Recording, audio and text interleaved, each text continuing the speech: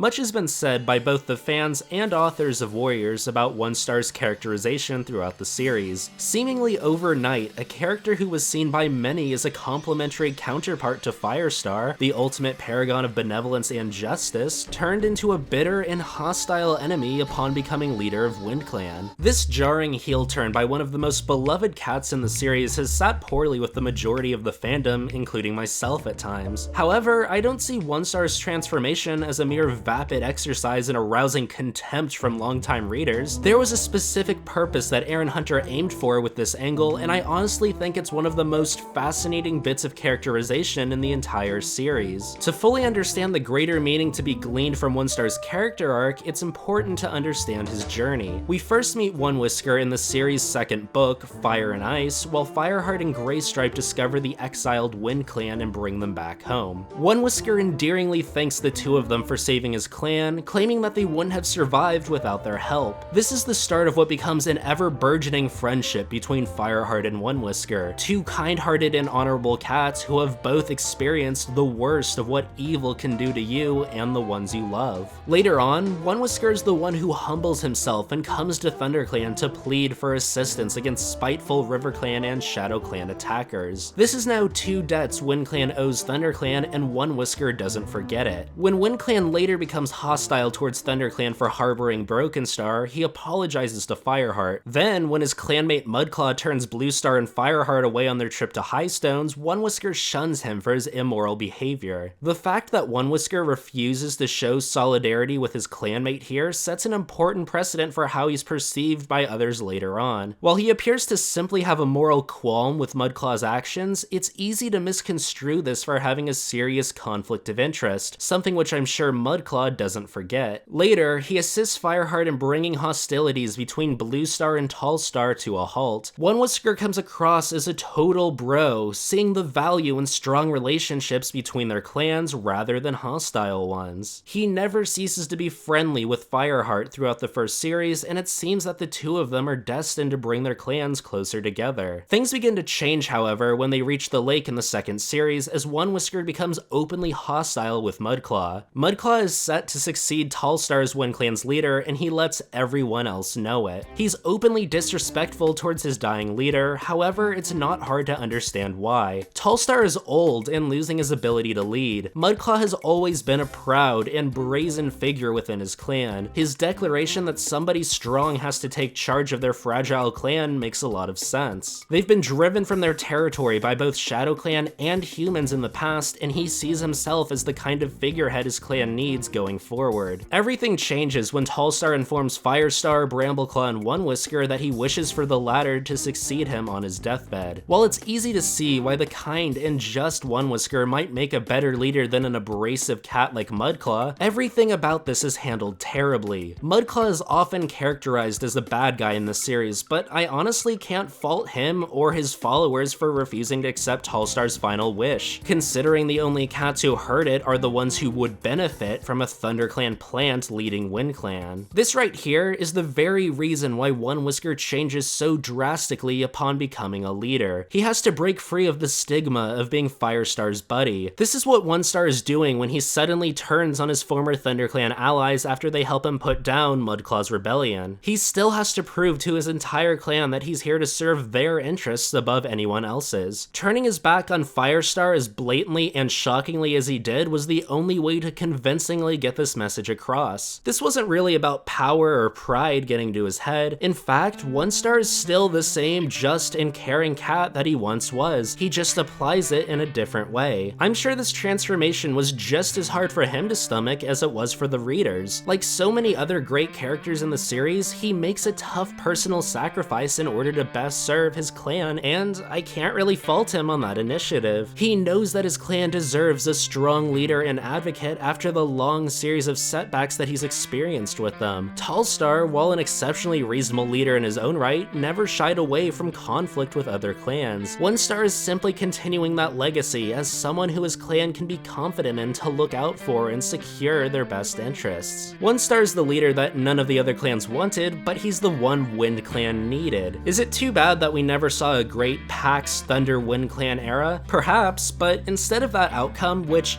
had already been largely explored in the the original series and would have no doubt stagnated conflict, thus boxing the authors into a narrow and constraining set of story ideas, Erin Hunter presented us with a new character, one who prioritizes the well-being of his family over that of his friends. Onewhisker and Onestar represent two different types of leaders. One focuses more on foreign relationships, while the other one concerns himself with being a symbol of domestic strength. Both of these attitudes are inspired with the best interest of his clan in mind, and the fact that the same character expresses them both adds legitimacy to each of them. Neither one is necessarily the right way to behave, and that's the point. What it does do is facilitate reasonable discussion. Erin Hunter was never about painting a black and white universe or force-feeding their readers any one ideology or agenda. Warriors is about expanding your mind and forcing you to think a little more than what your average young adult novel would respect you enough to do. I understand that it's sad to see Onestar's character change so much to the point where he arguably overcompensates for his old reputation, but the point of this is to affirm that loyalty to your clan is more important than loyalty to your friends. If for nobody else, Onestar is the kind of leader that his clan deserves. Really, he's the sort of leader that any state deserves, one whose love and passion for his people trumps his own personal desires and inclinations. Is he perfect? No, but neither was Firestar or Bluestar or anyone else. Despite his flaws, I think Onestar is an admirable leader in his own right who serves as a refreshing foil to his contemporaries. Love him or hate him, his change in attitude carries on a long tradition in this series of exploring all facets of society and politics. There are few characters in the series with the emotional depth that Onestar has, and it's hard not to appreciate that. Yo, what's up guys? Thanks for watching. Just wanted to do one of these after video vloggy things here,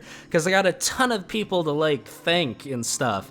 So Morgan Brown and TennelleFlowers, you guys are totally cool in my book because they both did this awesome custom artwork that you saw in this video. They didn't do all the artwork, but they did some pretty good stuff.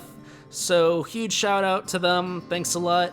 Also want to say thanks to Scarclaw12 for doing the thumbnail for not just this video, but also my Cinderpelt video, and both of them are super awesome and cool and the best things ever. So thank you so much for doing that.